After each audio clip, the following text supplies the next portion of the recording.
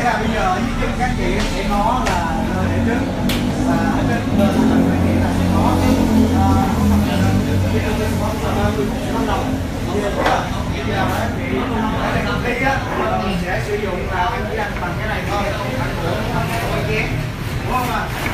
Rồi bóc như sau, rồi để sao nữa? Khi bắt đầu lên bây giờ đến với cuộc thi ngày hôm nay của chúng ta sẽ có những bộ dụng cụ như sau. Bộ dụng cụ đến thi ngày hôm nay gồm có là muối tiêu, tắc, rau răm và 25 quả trứng vịt lộn. 25 quả trứng này chúng ta sẽ sử dụng và ăn trong cái bộ muỗng với lại cái chung dùng để ăn hột vịt lộn. Chúng ta không được đập ra chén hay đập ra dĩa hay đập ra tô gì hết nha mấy anh. Dạ, mấy anh lưu ý dùm em. Thể lệ của mình thì trong phạm quy thì mình trong vòng 30 phút hoặc là mình nhanh hơn. Như là đúng 30 phút là hết giờ, mà mình sớm hơn và mình ăn đủ 25 quả thì mình sẽ đem về giải thưởng là dưới 1 tỷ đồng. Dưới 1 tỷ đồng. Dạ. Rất là hấp dẫn. Vừa đủ là 3 phần kem luôn. Và trứng thì mỗi một thí sinh của chúng ta sẽ có 5 quả trứng trên một dĩa. Tổng cộng là 25 trứng. Và bây giờ trứng thì đang được đem ra trên các bàn của thí sinh. Và chúng ta sẽ có 4 thí sinh đến với ngày hôm nay của cuộc thi. Ngày hôm nay 7 tháng 6 với quán Đèn Dầu Quán. Địa chỉ là 316 Tân Sơn Nhì. 316 Tân Sơn Nhì là chuỗi quán với bán là đặc sản là hột vịt lộn, hột lộn sạch và ngon của Đèn Dầu Quán. Các thí sinh của chúng ta cũng đang rất là hồi hộp. Từ sáng đến giờ không biết là mấy anh có ăn gì chưa.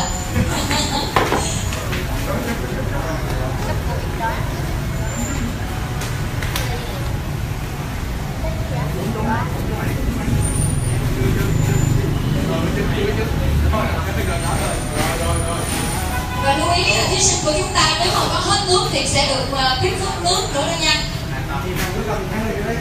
Dạ, có khăn thì mình lấy khăn luôn, còn ai cần lau mồ hôi thì nói với cô.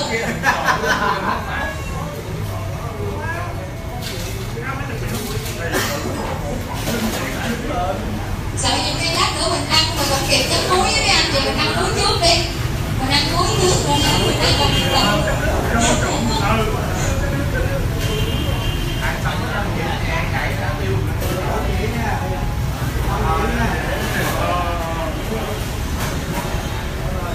Vâng, 5 dĩa đang được đem ra nhận cho mỗi thí sinh, còn thí sinh cuối cùng là thí sinh này số 4 rồi.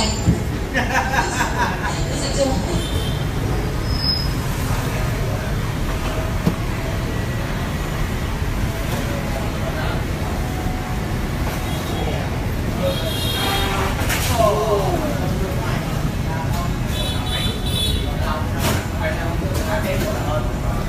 Không sao, mình sẽ có càng nước kép.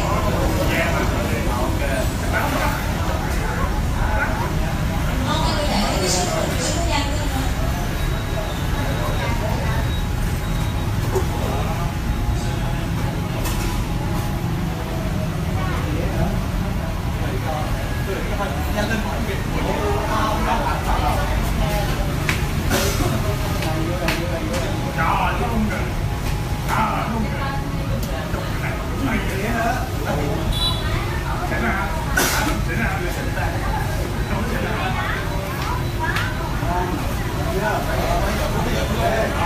Vậy là trên bàn của anh Hoa đúng không? Hoàng luôn, ok 1, 2, 3, 4 thì là đã có đủ ấy, để ok,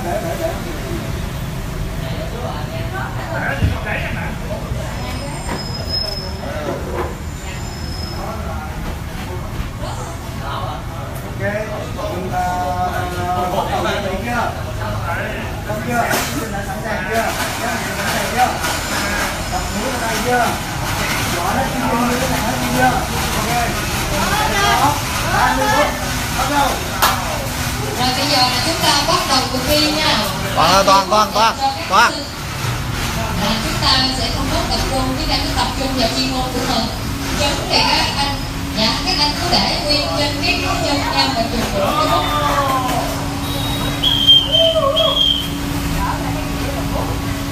Mình không phạm quy, dạ quy định của cuộc thi là mình không được bỏ ra dĩa, không được bỏ ra chén, không được bỏ ra tô gì hết. Mình cứ ăn vậy mà ăn thôi. Trong vòng 30 phút 25 quả trứng vịt lộn là chúng ta sẽ có một giải thưởng vô cùng đặc biệt là 1 triệu đồng dành cho thí sinh nào ăn nhanh nhất. Wow, anh ăn xong một quả rồi đó hả anh? Vì gì vậy? Anh ơi, mấy anh hay quá. Mình cứ đặt thoải mái đi. Cái vô miệng mình ơi. Cái xả ra quả xương. 10 triệu. Một quả thứ nhất xong. Mình cứ từ từ không sao, mình có tới 30 phút rồi mấy anh ơi. 30 phút 25 quả trứng vịt lộn. Nên anh rất là chuyên nghiệp.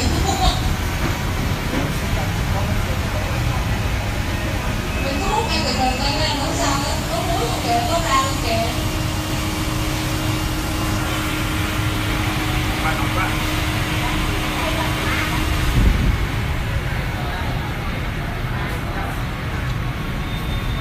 Thời gian chỉ có 26 giây rồi mấy anh ơi.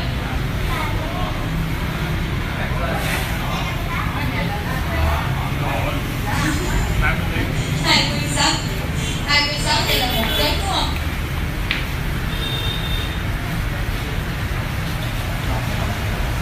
Rồi bây giờ tôi vô tôi chơi luôn các bạn. 28 giây trôi qua, anh số 4 đã được 2 quả. 2 phút nữa xin lỗi. Còn 27 phút, còn 27 phút 50 giây. Đồng hồ thứ hai là còn 27 giây, 27 phút. Đồng hồ biết rồi.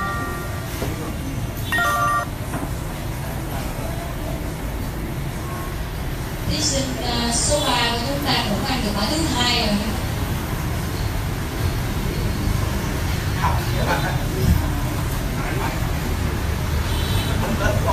Thí sinh số 2 với thí sinh số 4 đang được bằng số lượng với nhau. Anh nào đang cứ quay cận cảnh với cái dĩa trứng á, mình mới biết được cái số lượng đang ăn của mấy ảnh đang có ngang cửa nhau không. Dạ. Anh xích lại gần chút xíu là thấy cái trứng là dĩa nào đó giống nhau là biết nè. Đó, đây là đang được qua quả rồi. Chúng anh được tương đương với số 4 rồi đó. Số 2 kìa. Số 2 cũng tập trung rồi đó rồi. Anh lấy hết anh ơi. Hết 4 người nữa.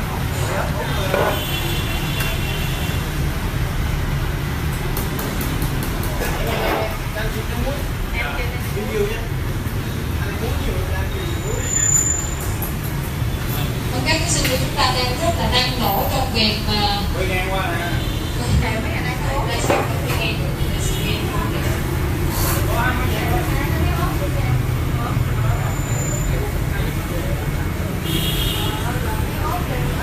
Anh số 1 được 4 trứng. Đâu anh số 1 ăn được 4 trứng. Anh đừng có quan tâm đến số lượng còn lại nên để cho mấy người ngoài quan tâm thôi. Khán giả đang quan tâm nhiều lắm. Lúc nào hết rồi á.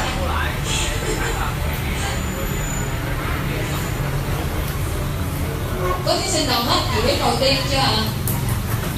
Không, từ bữa nay kêu hai. Thí sinh đầu tiên hết dĩa là số 1. Hết một dĩa rồi đó. Thí sinh số 1 đang rất là hăng say trong việc sử dụng cái cuối cùng của dĩa đầu tiên.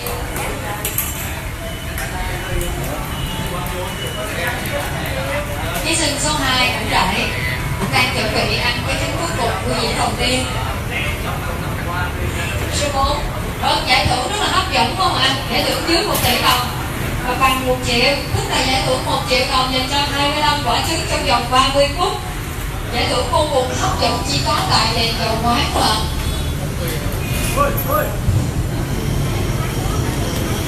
Lần đầu tiên có mặt trong cuộc thi tại thành phố Hồ Chí Minh cũng như là tại Việt Nam, nhưng là mới thấy lần đầu tiên có cuộc thi như thế này không ạ?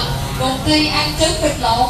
Em nghe rất nhiều cuộc thi rồi, nào là ăn phở, ăn gì đủ thứ hết, nhưng mà bây giờ trứng vịt lộn là lần đầu tiên em nghe.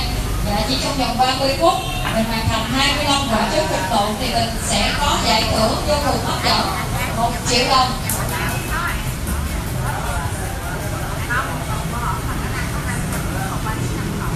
Thời gian bây giờ là còn 24 phút 50 giây.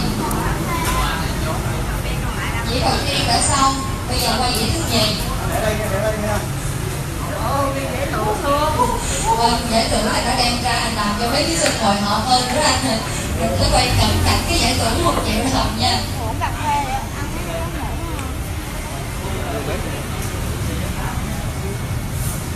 Hình như thấy thí sinh số 4 này là ăn có đầy đủ luôn, vừa chấm muối mà còn vừa có livestream mà không đủ chân luôn. Đủ chân luôn á hả?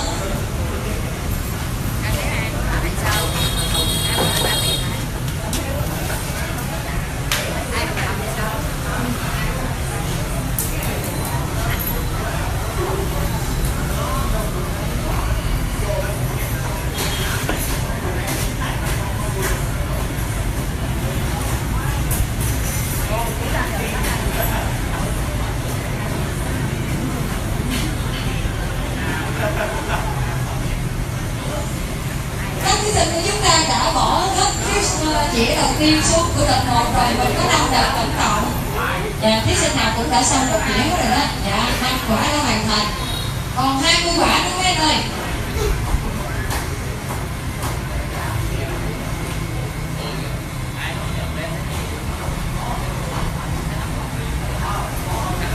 Rớt tiền.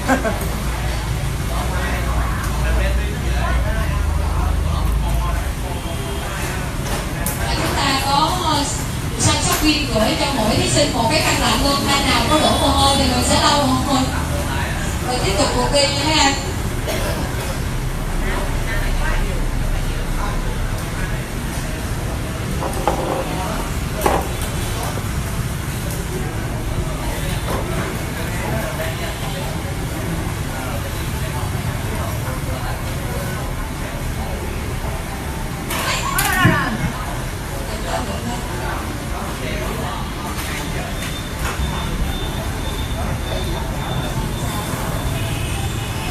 Không sao đừng lên. Để giải ra anh ơi, khỏi đập luôn đó rồi để lên hết.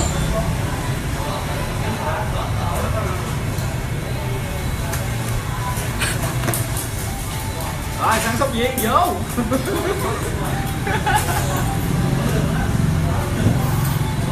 Anh nào khát nước có ly nước cái coi không mấy ơi.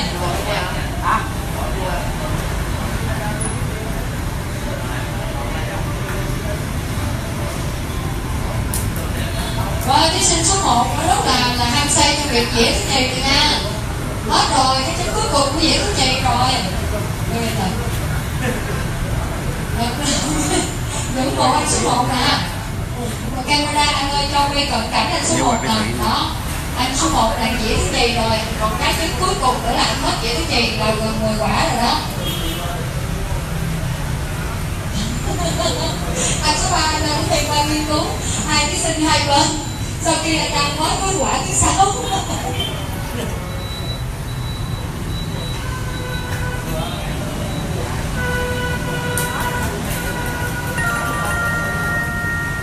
Vâng, thời gian của chúng ta còn 21 phút nữa. 21 phút để hoàn thành thời gian là 30 phút của cuộc thi ngày hôm nay. Và các thí sinh của chúng ta rất là bình tĩnh để ăn vì thời gian còn khá dài với số lượng trứng là 20 quả.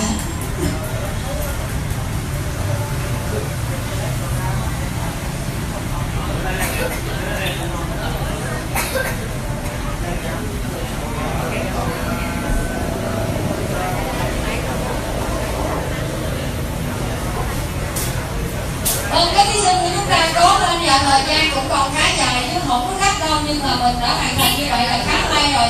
Và đảm bảo cuộc thi của chúng ta thì giữ gìn sức khỏe, nhưng thí sinh nào tuyên bố bỏ cuộc thi thì cũng là la lên trước nha mấy anh, mình đừng cố gắng quá sức nha.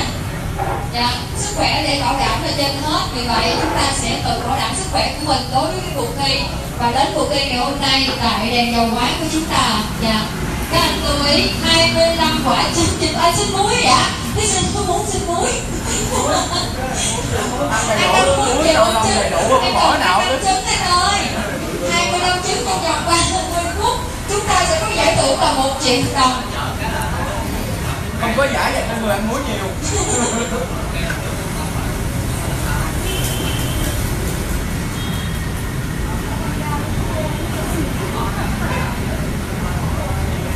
Vâng, các thí sinh của chúng ta được săn sóc đi qua rất là tận tình và chú đáo.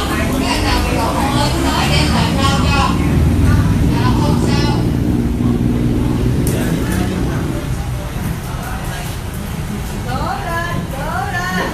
Dĩa thứ 3 số thí sinh số 1 của chúng ta đã ăn cái dĩa thứ 3 rồi. Vâng, còn 19 phút. Nổi không anh? Nổi không mấy anh ơi?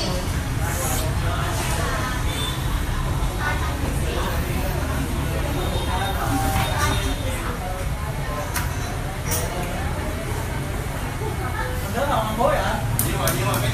Đừng có quan tâm tới chết, ăn cho hết cho hết. Cổ động viên, cổ động viên, cổ động viên. Dạ, cổ động viên nó rồi ủng hộ anh em chúng ta rồi đến với cuộc thi ngày hôm nay mấy anh rất là sung phải không ạ? Từ sáng đến giờ mấy anh chưa ăn gì hết á, anh nào cũng nhịn đói luôn, nhịn ăn trưa. Có massage nha. Mấy anh ơi cố lên. Hồi sáng giờ nó uống bia không à, nó không ăn.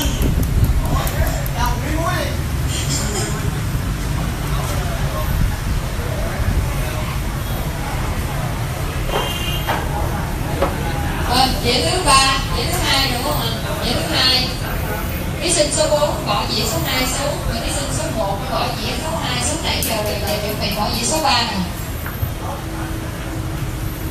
Còn thí sinh số 2 với số 3 khen ngợi nhau. Khen ngợi nhau á.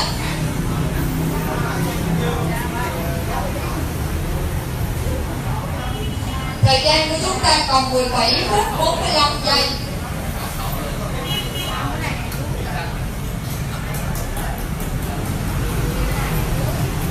Vâng, rồi bữa nay đúng là cuộc thi này là ngày hôm nay là ngày cuối cùng nè.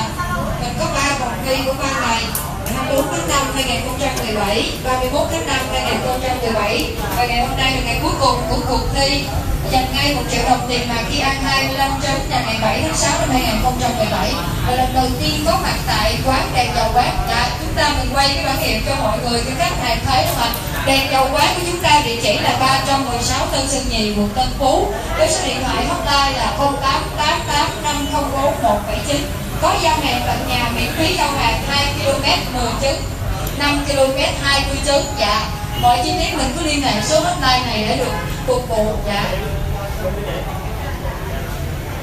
Và đặc biệt hơn với cuộc thi ngày hôm nay để tìm ra xem được thí sinh nào là thí sinh ăn nhanh nhất trong 30 phút hoàn thành 25 quả trứng vịt lộn.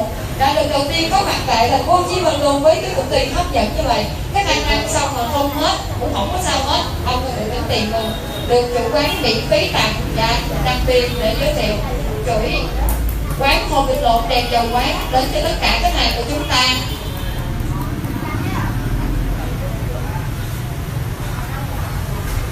Vâng, và cái dĩa thứ nhì cũng đã xong rồi, còn 3 dĩa nữa anh ơi. Số 4 cố lên, số 1 cố lên anh ơi, số 1 hay quá. Anh cần gì? Thí sinh số 4 Săn sóc đặc biệt, săn sóc đặc biệt.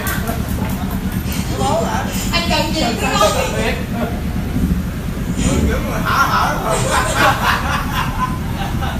Anh ăn được 12 trứng và bên kia 15 trứng rồi kìa.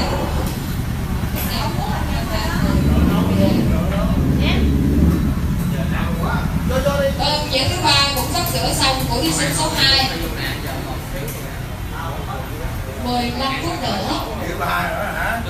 Dĩa thứ 3.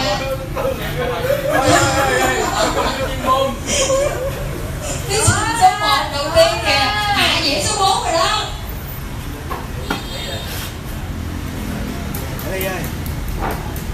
Thí sinh số 1 còn 9 quả à. Bắt đầu cũng còn 15 quả đó. Ba anh cố lên đi.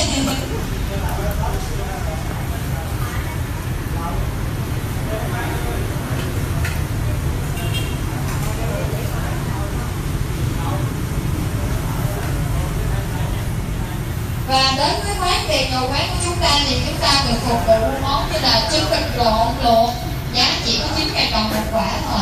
Trứng vịt lộn xào me thì 12.000 đồng một quả, giá cũng rẻ và hoàn toàn sạch và sẽ hợp vệ sinh khi chúng ta đến với quán. Và đặc biệt như là nghe với quán có muối tiêu nữa, lạ và hấp dẫn đúng không? Hấp dẫn hàng chi mấy anh xin muối thêm hoài đó, chúng ta ăn số muối.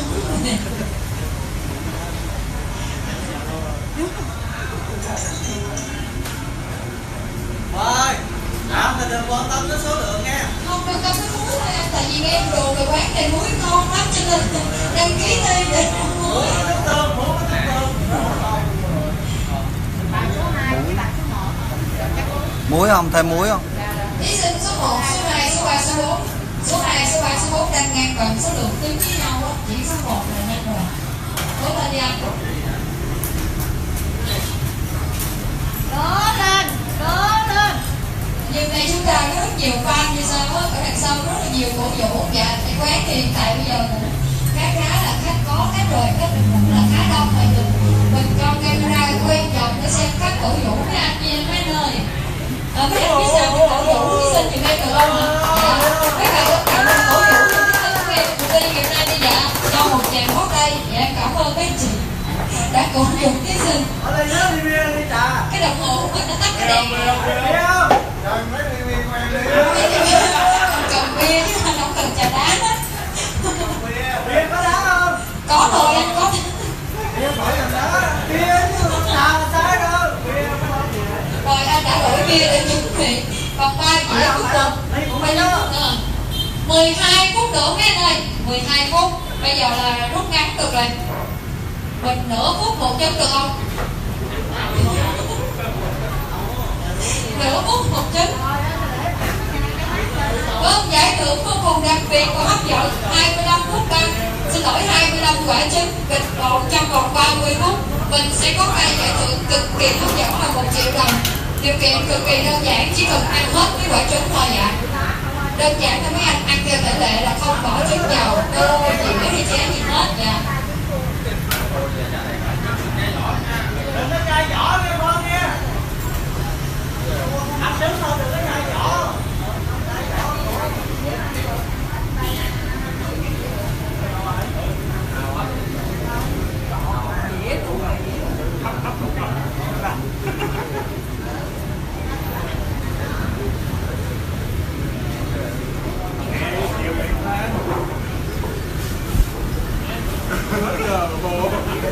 Còn 10 phút nữa.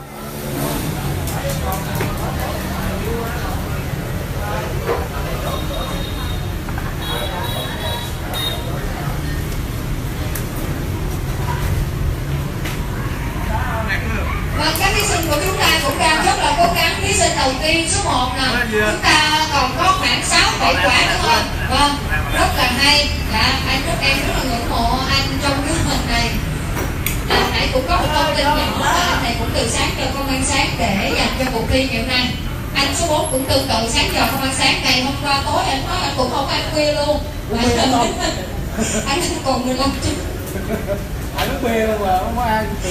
Dân nhà đến dưới là chuỗi quán Hồ Bình Lộn đèn dầu quán của chúng ta là chuỗi Hồ Bình Lộn đầu tiên tại thành phố Hồ Chí Minh, sẽ sắp sửa mở rất là nhiều chi nhánh. Và đặc biệt trứng của chúng ta là 1.000 trứng như 1.000 trứng, trứng nào cũng ốp bề và giống nhau hoàn toàn. Và khi quý khách hàng sử dụng trứng hoặc là thưởng thức trứng tại chuỗi quán đèn dầu quán của sử dụng hộp bịch của đèn dầu quán của chúng ta thì sẽ có số lượng trứng như nhau, chất lượng như nhau, lúc nào cũng là ốp bề và không khác nhau, không bao giờ có trứng lớn hơn. Đặc biệt rau răm thì được lựa chọn rất là kỹ. Và đặc biệt quán mình đèn dầu quán của chúng ta có một cái loại muối rất là đặc biệt, được pha chế là muối tiêu, được xay nhuyễn cùng với lại tương ớt rất là đặc biệt.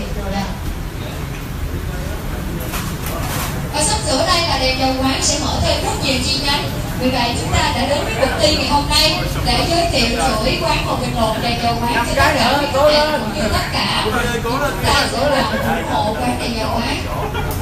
Và đến với cuộc thi ngày hôm nay là lựa chọn ra thí sinh nào là được sử dụng số trứng nhanh nhất 25 trứng trong vòng 30 phút thì sẽ nhận ngay một giải thưởng vô cùng đặc biệt là 1 triệu đồng. Dạ. Cho mượn đi bia kìa anh ơi, cho anh số 1 mượn đi bia kìa anh Dũng ơi. Tiếp sức tiếp phật cho anh số 1 mượn đi bia. Số 1 hay số 4? Nguyên rồi, Nguyên Út. Số 1 là bia bên này, bia số 1 bên kia.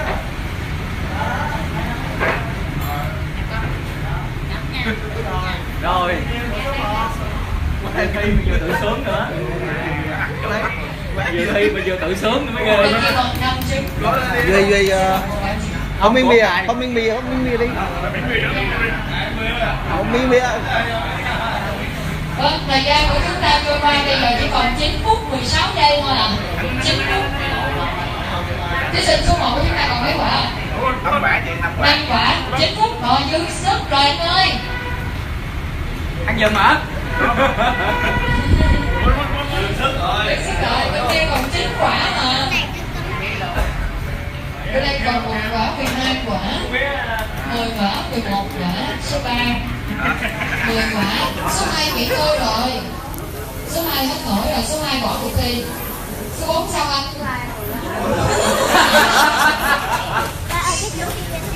Anh cứ ráng đi đúng không? Một thí sinh bỏ cuộc thi, số 2 còn 10 quả. Thí sinh số 3 về mồ hôi, nóng quá ha, anh có cần xem sóc viên lại không? Em nghĩ là số 1 nổi á, số 1 còn có 9 quả là 8 phút. đúng rồi, anh đang ngồi bình cái này xong rồi, nhưng là cuối năm sau anh hãy ăn nữa nha. Đúng không?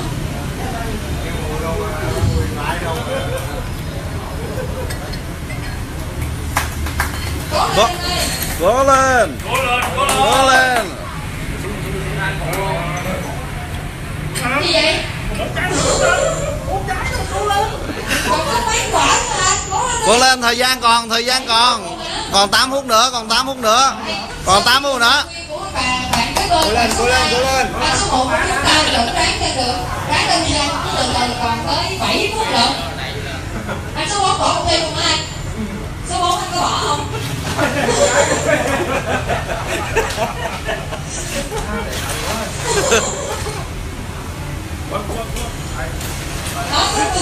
Anh số 2 bỏ vô miệng anh số 1 giùm luôn á.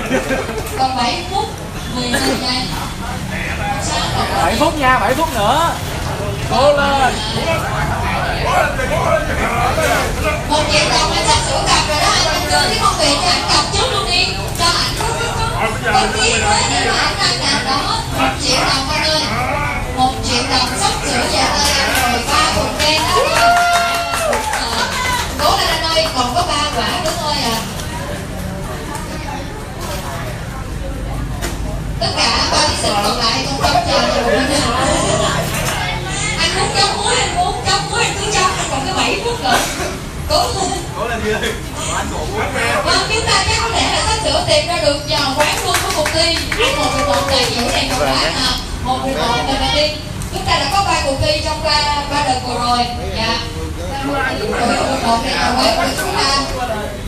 Tổ chức cuộc thi cũng đầy hấp dẫn như thế này. Và anh chỉ cần có 2 quả thôi ạ.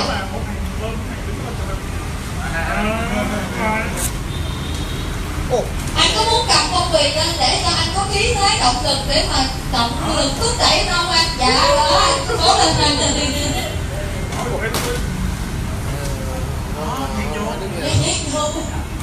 6 phút nữa.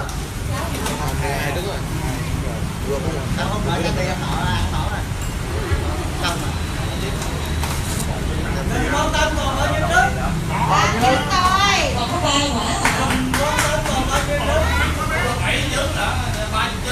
Vâng, và đến với cuộc thi ngày hôm nay sức khỏe là chính nha mấy anh. Mình đừng có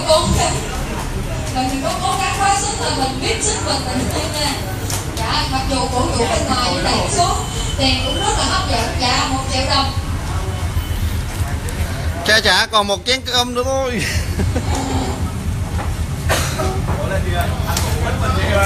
Còn 2 hộp đó.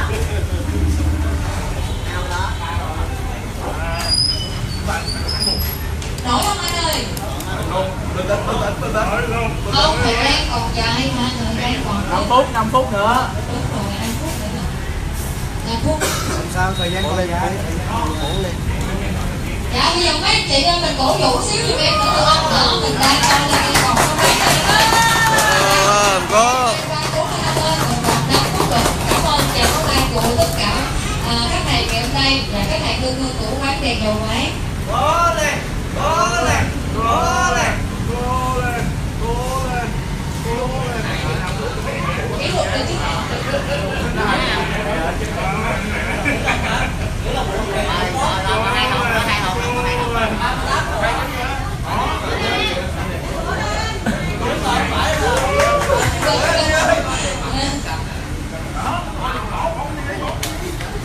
Kỷ luật đầu tiên vừa rồi là bao nhiêu quả anh? 21. Kỳ ngoài 21 mà anh đã vượt rồi đó anh, vượt kỷ luật rồi đó.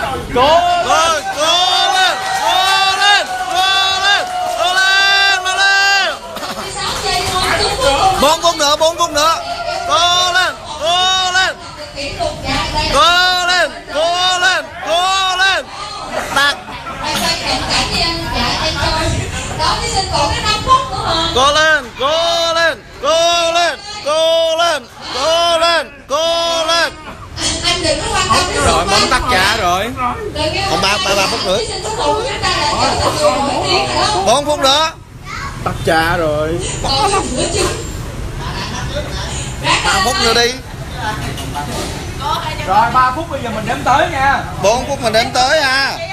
4 phút mình đếm tới nha. 4 phút đếm tới đi, 4 phút đếm tới đi. Cho cách thêm một chút. Rồi 4 phút đếm tới, 4 phút đếm tới. Còn cái đồng hồ phía sau nữa nè.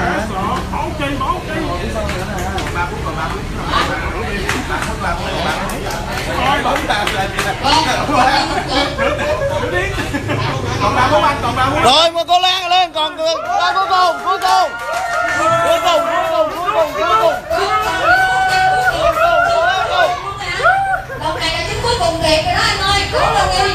Em không còn là anh hoàn thành được anh rút trong vòng sớm nhất luôn luôn mà cả phút rồi đó. Cuối cùng, cuối cùng. Cô lên. Đúng không, đúng không. Chậm tôi,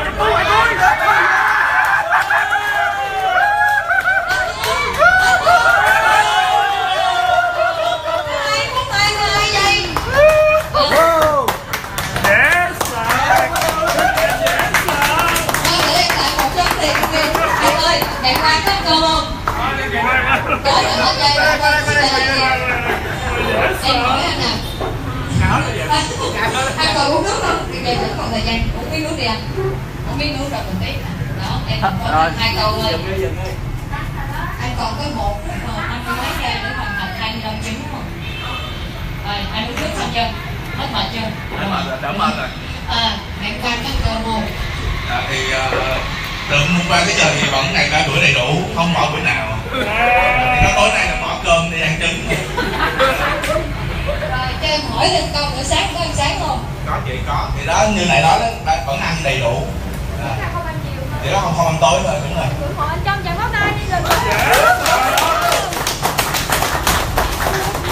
Rồi đến với cuộc thi ngày hôm nay, chúc mừng thí sinh số 1. Dạ anh tên gì anh? Em tên là Hoàng. Dạ anh nhìn thẳng vô camera, tại đây là camera rồi có. Vâng thì nay đến với Đèn Dầu Quán thì cũng được có sự may mắn là ăn một mình, người duy nhất còn lại, 3 người kia ở cùng hết rồi. Thì cũng cảm ơn chủ quán để cho mọi người cái cơ hội này, và mình cũng rất biết ơn anh đã trà đá muối rồi đi chân lên tận nơi luôn, mình rất là cảm ơn. Đặc biệt anh cho em cảm Nghĩ chung là đến với cuộc thi ngày hôm nay là trứng của chúng ta ăn cảm thấy ngon không anh? Vâng, thì trứng ở Đèn Dầu Quán thì ăn rất là ngon, nước rất là ngọt, và hơn nữa là cái muối rất là hấp dẫn và chưa thấy nơi nào có. Thì đó là cảm nghĩ sau khi mà ăn hết 25 trái trứng. Đó là cái kết luận được rút ra từ 25 trái trứng trong nửa tiếng. Và cái quan trọng hơn nữa là anh đang cầm trên tay cái phong bì 1 triệu đồng. Dạ anh mở phong bì ra không nha anh ơi. Anh mở phong bì ra để chứng nhận rằng ngày hôm nay giải thưởng này là thực tế không ạ? Vâng, đó với cuộc thi ngày hôm nay, lần đầu tiên thí sinh của chúng ta đang xé phong bì rất là nghe. Mình nhìn thẳng, dạ đây là số tiền của thí sinh quán quân cuộc thi ạ.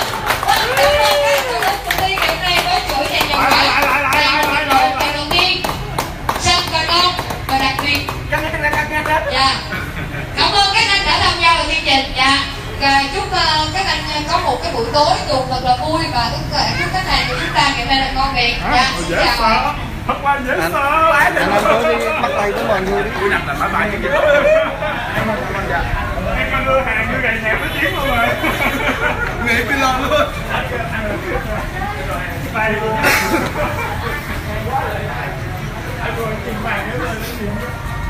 Chú tiền chú tương lai đó. Quá ghê luôn em. Tương lai gì?